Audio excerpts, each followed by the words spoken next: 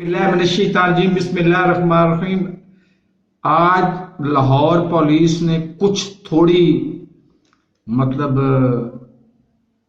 कह लें कि जुर्रत का मुजाहरा किया है कि उसके जो बिलाल यासीन के असला मिला था, वहां से पिस्टल मिला था, उसके खरीद फरोख्त कुनिंदगान तक वो पहुंच गई है और उसने 3 असला डीलर्स को हिरासत में ले लिया है।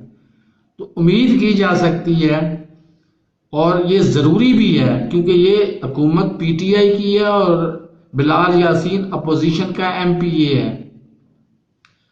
तो ये जरूरी भी है कि आप ओरिजिनल मुल्जमान को ट्रेस आउट करें और उनको करारवा की सजा दिलवाने के लिए सफिशिएंट सबूत भी इकट्ठे करें।